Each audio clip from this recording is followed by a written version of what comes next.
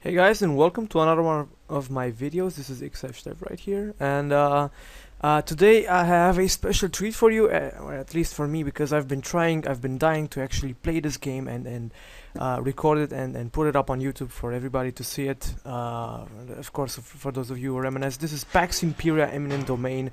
It is a strategy game from 1996, if I'm not mistaken, and it's awesome. I mean, like Barney Stinson style. This is the mother of all, uh, in my opinion, at least, the mother of all strategy, galaxy or empire or science fiction strategy games before the 2000s, before Homeworld or other such games. But let's just go ahead and dive in. I don't know if you've seen it. This game does not have that many options. You can either play single player, which is always a new randomly generated map, or load a game. Obviously, there is also a multiplayer game, which okay, I think no, okay, so it didn't crash.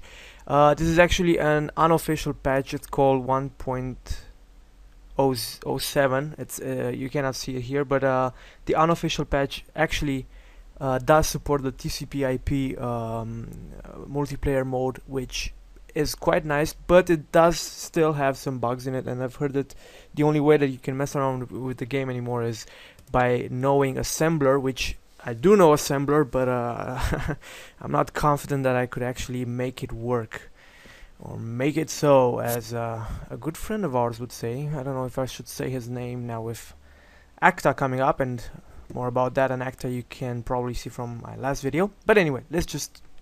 Okay, you can also... see the credits or replay the introduction. Let's go ahead and jump in the game. Now, there are 8 races which are pre-made, like the stock races, just as it says right now. There's obviously the human. You can always design them.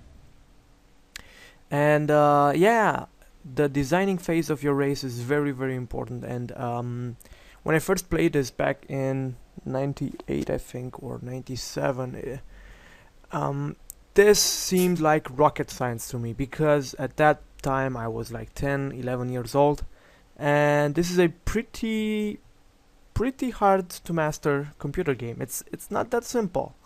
First of all, there are 5 types of planets, and 4 types of atmospheres. There's carbon dioxide, methane, oxygen, and sulfur, and the 5th type is well, it has no atmosphere. It's like, like no, like a moon, like our moon. It has no atmosphere whatsoever. Good. But you can just spend 5 points and be anaerobic, which means that you can survive on any planet, and that will drastically increase the amount of planets that you can colonize. Now, of course, there's also the subterranean option, which limits, or actually unlimits, the temperature ranges on which your race can live, because there are about 6 types of suns, if I'm not mistaken, in this game. I don't know the exact type of names that they have, and I don't want to embarrass myself towards the scientific community watching or not watching, whatever. But according to those 6 types of suns, there are also 6 types of temperature ranges. And the thing is, in one solar system, not all the planets are as close to the sun as the others. And even though the sun itself might be good for your race, it might just so happen that that one of the planets, which might also have your atmosphere, is either too close or too far away from the sun. So, long story short, you can actually improve the amount of planets that you can grab by getting anaerobic and subterranean. But that is not obviously the most efficient way to do it, because you only get to spend 10 points per race. Let's just say that this is how you start off. You've got 10 points and 1 atmosphere, because 1 atmosphere actually doesn't cost anything, and neither does 1 type of temperature range. You cannot select more temperature range, which yeah. Okay, good. So in my opinion, that the best way to play this game is actually to select all atmosphere types, just one temperature range, and not invest the extra money in these two, because there are obviously uh, subterranean, which allows you to colonize any planet, whilst not taking into account or consideration the temperature that it has. The surface temperature costs 5 points, which is the half of what you have. But in the game itself, it does not happen so often that you actually want or should colonize every type of planet. But anyway, this is just too complicated. I feel like I'm rushing into this because it's such this is the most awesome part of the game, the fact that you can make your own race according to whatever you want. Now let's just go ahead and see the other types of physical abilities that you can get. There's a psychic ability, which allows you to see the whole sectors, like what planets there are and how they are connected, because obviously when you start the game and you will see this, the map is kind of like undiscovered, so you'll have to do a bit of searching the incognito world of your galaxy. Then there's the Predator. Oh, and they also get counter-espionage bonus points, which is quite nice because espionage can be quite irritating in this game. Good. Now there's the Predator, which obviously they get 25 bonus on all attacks with their ships. That is really good, and for 2 points, if you're like really wanting to war it out with everybody, that's what you should probably be doing. Then there's the aquatic types of people, which have enhanced movement speed and defense bonus, 20 and 20%. I would say that aquatic is probably more useful than predator at this type. Then there are the cultural abilities, which are warrior. Of course, you get some you get better fighters and such, and I think the experience of your crews, of your ships, increase faster because your ships do have experience points and crews. Then there's the scientist, which get a 10% chance of developing a research project spontaneously. Now there's obviously a research part of this game when starting off, because you do start off with less of a technological level than you would actually think it should be possible in a science fiction game. You'd have to do all of these researches, and this ability says that you get a 10% chance to develop projects spontaneously. Now this is broken. I have played the game countless times, and also countless times I only got about 2 or 3 breakthroughs during the whole game. I'm not sure if this is from 1.07 from this unofficial patch, or if it was the same and in the original game, but I can certainly say that this ability is broken, and you should not invest your points in it, because there are like, I think, over 100 researchers. I'm not sure exactly, and I usually get far less than 10, which would be the normal 10%. Nonetheless, they could be quite useful in some situations, these breakthroughs. Good. Then there's the politician, which, oh god, I have to explain the whole game right now. There are governors. Like each solar system has a governor, or a governor exactly. And there are also administrators. And there are 4 main ministries, so to say, in your empire. There's the fleet administrator, then there's the I hope I'm not switching them up right now, governor with administrator. Actually, I think I think each solar system has an administrator, and then there are 4 governors. So the fleet has a governor, the science has a governor, the diplomacy and espionage has one, and of course the domestic, which handles the financial part of your empire, also has a governor. Now, according to what level they have in each of these domains, these governors can increase your the speed of your researches, the cost. They can reduce the costs of your fleet, or increase the amount of taxes that you collect. So getting the politician, in my opinion, is really important. Then there's the spy, of course. We all know what that does. It helps you with your espionage missions. The builder is also a very good ability to take. Probably the best. Probably, I mean, it's close to politician, but it's number 1 on my ranking at least, because it gives you a reduction cost of all planetary and orbital structures by 20%. Yeah, you can imagine that you can build your planets up and your satellites for defenses or shipyards or minefields much faster than you would without it. I mean, 20%, that's a lot. Then there's the Nomad, which it's a, fleet costs are reduced, which is a good thing, especially if you're not good in economics, but I wouldn't take it necessarily. Then there's the merchant, which merchant species get more money from trade agreements, which trade agreements can only be made with other empires or species. Now, since the computer in single player mode will consistently try to just kill you because that's how he thinks, this is probably irrelevant in single player mode and should only be taken if you decide to play a multiplayer game with somebody with an ally at least. Good. Of course, there are the characteristics which determine how many points per planet and per number of structures that help that certain domain you get. Yeah, like in research, reproduction, construction, espionage, and finance. Research is obvious; it increases. You can have a 50% increase in how much points you get, or 50% decrease, which means that you will be less of a good scientist. The reproduction is also quite interesting. I haven't quite figured out exactly how this works and how necessary it would be for people to have a high reproduction. I mean, I've played with high reproduction species before, and unless you can colonize everything on the map, it doesn't prove all that effective. So I cannot say for sure. I just leave it at 0. I wouldn't want to go under it because, as I've mentioned, there are some types of atmospheres and some types of temperatures.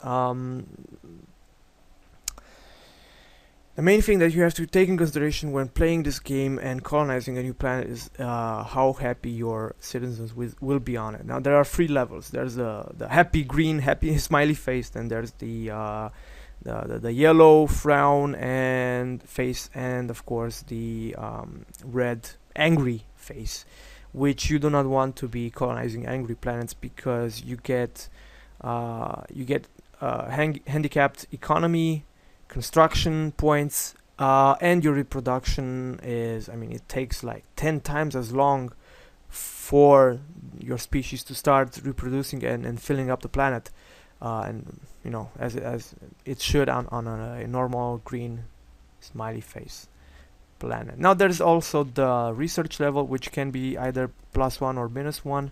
This is also nice because it increases or decreases the amount of points, of research points or money. It depends how you want to look at it, because research points actually do translate themselves to money.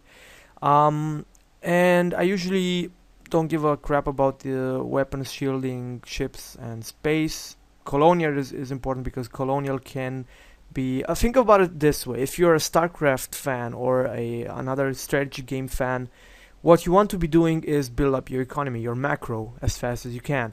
If you've got good Colonial structures researched, better ones, faster than your opponents, and you can build them also faster than your opponents, then you'll get an advantage in the long run. So in the mid and end game, you'll certainly have an advantage if you can get out those beefy colonial structures at the beginning. Now, I'll just go over the other species a bit, and then I'll create my own custom species and show you guys how it's played. Good. So there's the humans, which yeah, they're like mediocre at everything, a bit better than mediocre, but they can only breathe in oxygen, so they have a pretty shitty planet choice. Species decline. Then there's the Cartsoran, I think. Exactly, these are economists, and they are also very good at construction. So being good at construction and finance is good, because, as I said, and they also have, when it comes to colonial, they research faster their planets. They also get the builder and the merchant. So these guys are made for speed.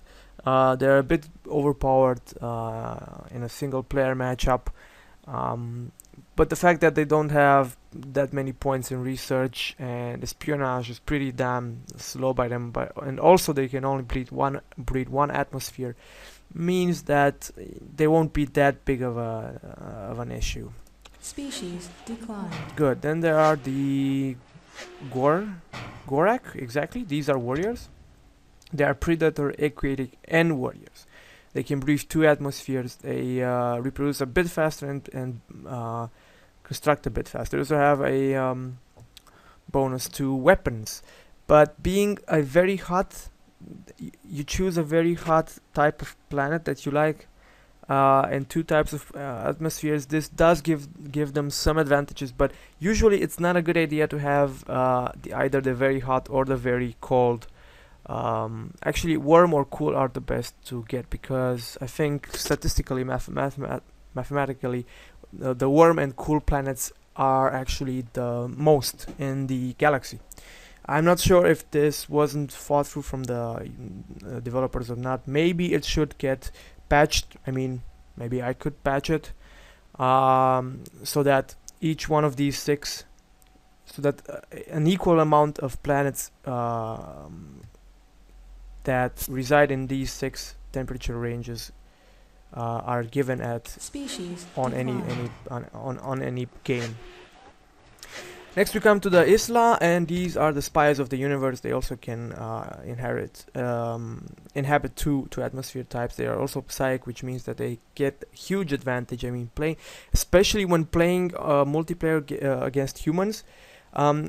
The map is, and you will see this, the map of the galaxy usually does not connect on more points. It's just like a giant labyrinth with just one main pathway for crossing it. I mean, if you want to get from the upper left corner of the map to the under right corner of the map, you will have only one path. There are not more paths. I mean, I don't know how this is spoken in English, but basically, if you play these guys, then you'll know where to expand, because you'll know where enemies are, how to expand exactly, the choke points that you need to occupy, and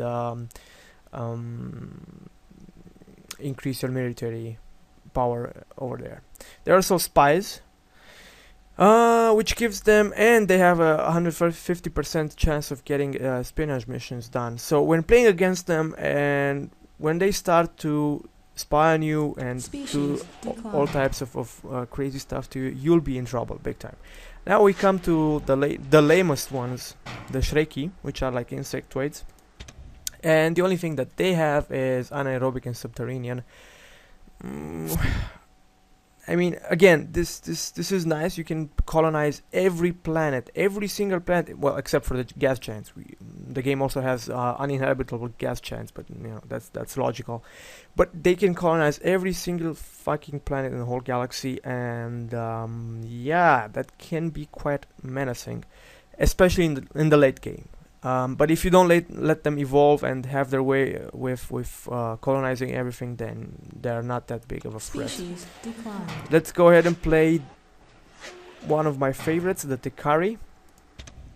Tekari are quite good when it comes to research, especially considering the fact that they have 150% research and lower prices and scientists.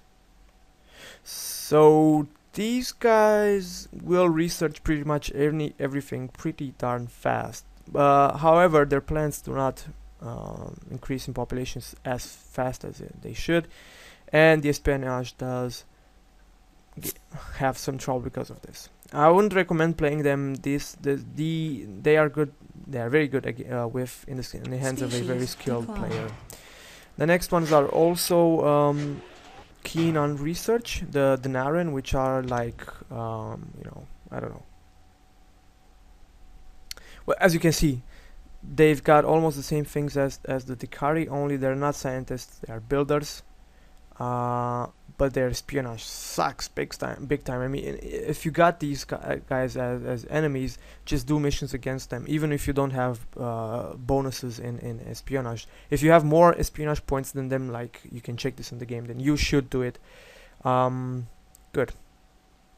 Species decline. The last ones, I really don't remember these guys. Oh, the Kibos. Oh yeah, exactly. They're also warrior-like creatures, but also scientists. Well, halfway scientists. But they do have one characteristic that I love. It's the fact that they are all round better than all of the other races because they can inhabit any atmospheric planet except for the one that has no atmosphere. They have a bit of a bonus when it comes to construction and to research. So all around they are pretty good. So let's just go ahead and get in the game because it's been 20 minutes and I had no time to actually do this. This is the race that I'm playing. This is what I like, and I'm calling them gremlins this time. Gremlins. As you can see, I have 3 points in research because if you take down 4 points, if you take down 20%, if you raise the costs of research by 25%, but you get 30% from here, from the point generation, then at the beginning of the game it will be harder, but in the long run you will have a much better mid-game and late game. I'm also using 5 points in construction because I like building my shit really fast.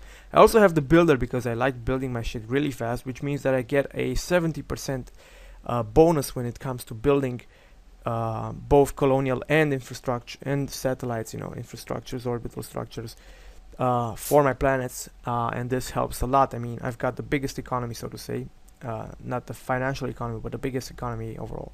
Politician is also it's pretty good, and also all 4 types of atmospheres. And yeah, that's how I get to my 10 points. Let's just go ahead and play. Species design complete. This is the configure universe or configure game options. You can generate like new totally random galaxies over here. You can put in a lot of stars. It's between 20 and 100, and you can put in between 3 and 15 computer opponents, but I'll just put in 5. Difficulty can go between 1 and 5. At 5 it's pretty hard. I mean, yeah, it's pretty damn nasty, and at 1 you get so many advantages that it's not even funny. It's just like playing sandbox mode. Good. You can also select your flag. Let's just go ahead and get the eagle this time. I'll let the empire name be like that, and you can also select the type of fleet that you want, which is pretty damn neat. And I think I'm going to play these guys. These are obviously the best ships in the game, so I will play these guys. Good. You can. Okay, so we're in the game right now. This is the main screen, which looks pretty damn nice. It has a nice immersion to it, although a lot of people have been complaining that the shades of gray are too much in this game, and so on and so forth. This is the research where you have the 5 domains which you can research. This is my personal what I like personally. This is the governor that I was talking about, and you can replace him. Oh, it's an advisor. Okay, I'm sorry. And the five main types of research that you can do. Of course, I'll start with 100% of all of my points directed into the colonial researches. The first, all of these that cost 750. I'll do these first because you cannot get rushed in this game. It's pretty balanced, so to say. Then of course there's the foreign affairs. Let's see what kind of enemies I have. I've got Shreki, Denaren, Humans, Tekari, and Gorak. Okay, so no Kibus and no. Okay, Denaren are pretty annoying, but anyway, I should be able to handle this. You can compare empires here to see the overall espionage points, everything. I'll probably get into that a bit later. This is your domestic, where you can see your planets. You can sort them by different types of habitability and wealth rating and everything. Of course, the costs, subside, which subside is actually you giving points to your plans to build shit faster. Good. So as you can see, I can inhabit this planet as well, but I'm not going to take it. There are 2 actually three types, three attributes that come with a planet. Four attributes that come with a planet. There is the range within the sun and the solar system, which determines its temperature. This will help you determine, or your race determine if they like living there or not. Then there is the type of atmosphere that it has. Now this one has, I think, carbon, and this one sulfur. I'm not sure. This has to be sulfur. And this should be, or this is sulfur.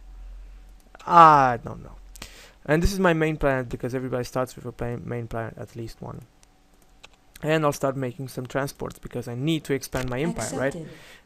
This is the solar system. As you can see from the galaxy map, there are 100 solar systems in this game. This is the solar system Scorpio, unexplored.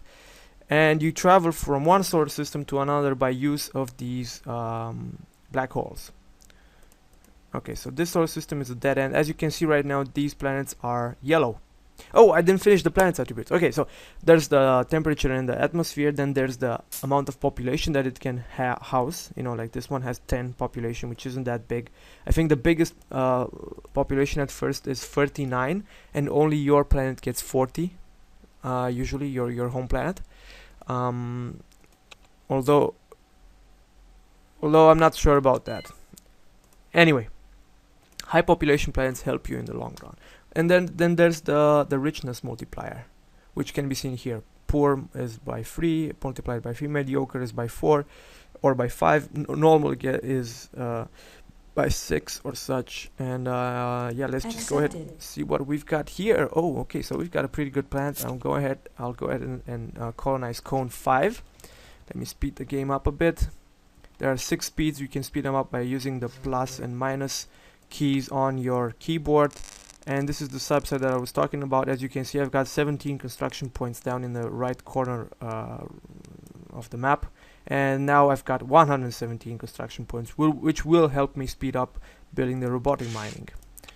Yeah, there's so much to understand and see about this game that I'm afraid I'll have to make a second video, probably of the same game. We'll just go through this game with you guys, so that you can see what is all this everything is going on about. Now, when playing in single player, you can actually pause the game, as I've done right now with the I think it's the backslash key. I'm not sure exactly.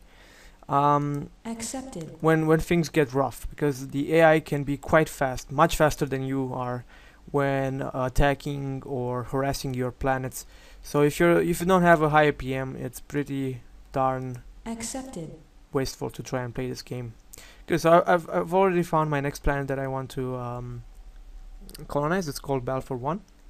It's right here and in the left of the galaxy. My ship is almost done. Research complete. Also, the research is done, and I should be getting that right there for my my mainland, because I'll be able to raise population for a bit.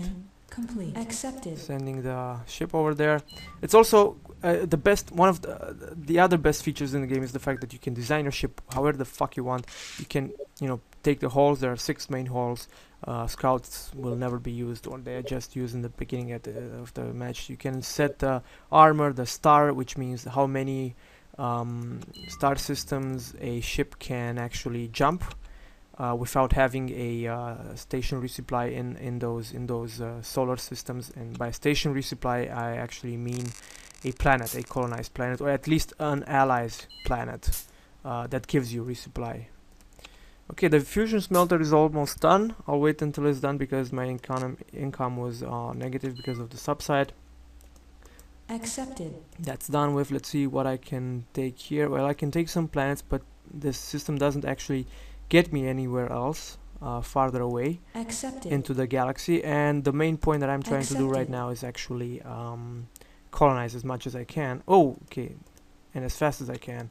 And as you can see, I've probably wasted too much time waiting after this planet built that extra research complete. Yeah, robotic factory is good. Accepted. You can decide which researches your research team are doing, uh, but sadly you cannot decide exactly specifically which buildings are going to be built.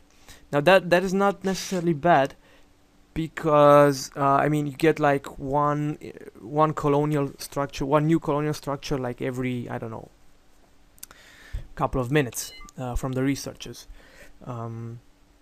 So that means that your plants will be building them one after the other anyway. I mean, there won't be such big differences. But later on in the game, especially when you start losing planets and having to recolonize certain planets, you'll see that it takes a lot more time for you to build up. But you can obviously set up from quickest, you can set it up to population, construction, research, or espionage, or finance, or just back to quickest, which quickest does 2 construction buildings, afterwards 2 research buildings, then 2 population buildings, 2 espionage buildings, and 2 finance buildings. Or no, I think it's 2 finance buildings, and the last one are 2 espionage buildings. So it's not that bad either. And then it just starts over again. Research complete. Okay, now the research is complete. And now look, the research is pretty stupid because he is doing espionage buildings and I do not need them.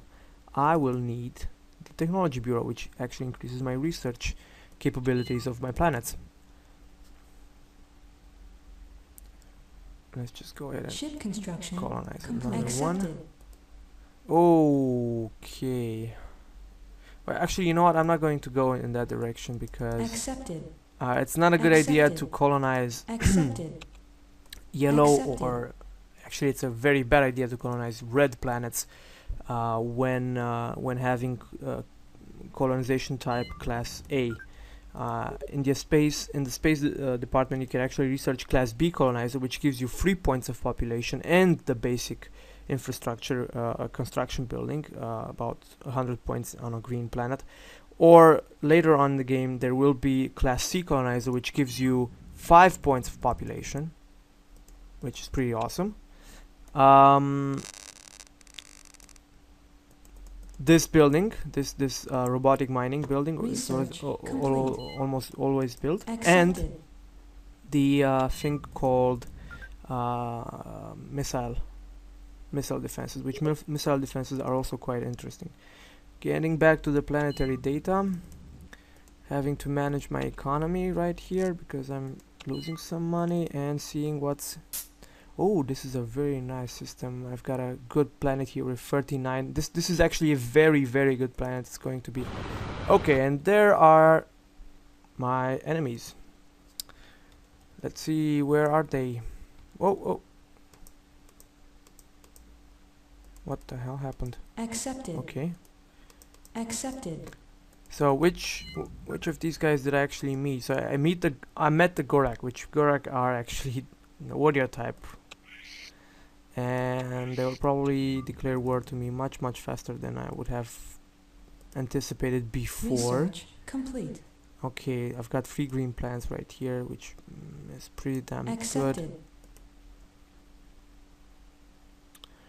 good. My main planet is getting a lot of crap done. I should also be getting the finances because I need those. But at the same time, okay, let's just finish the planetary datanet because this could help.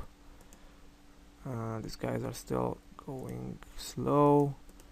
These guys as well. So I should really be starting to make more ships, which I will. And there's the war. Not that fun, wasn't it?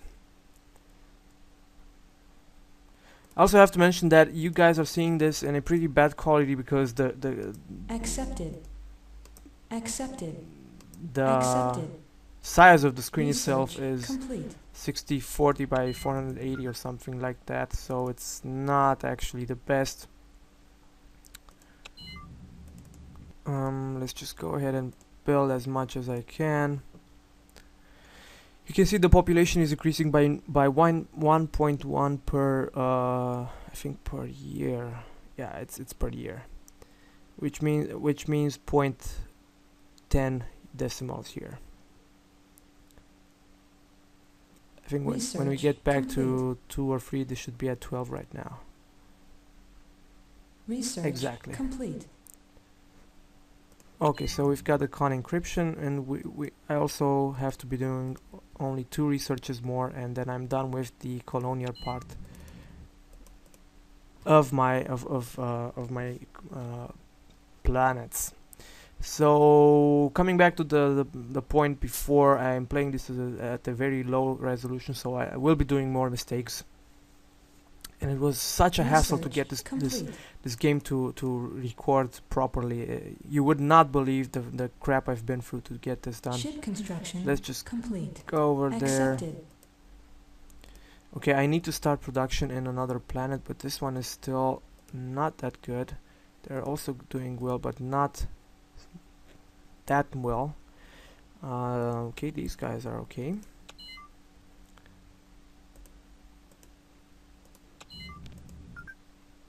Doing the last research right here. Let's see if I've got okay, so I've got a 10% administrator in the Balfour sector, which I could promote to my domestics domain, thus increasing my economy by just a little bit. Accepted. Now, the enemies should Accepted. be here, from what I remember.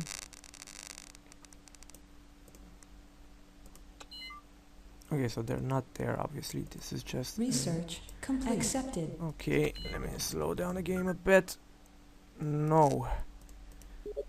Do the Class B colonizer as fast as you can, because we will need it in order to expand our marvelous empire. Okay, that planet will be a hell of a planet, and I really don't wish to lose it, so I need to know where my enemies are. And they're there. Oh, can I actually destroy this planet? No, I cannot.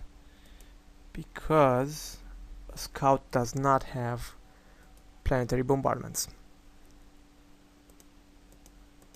Good, so I sincerely have no idea how much I can still be recording. Probably not that much.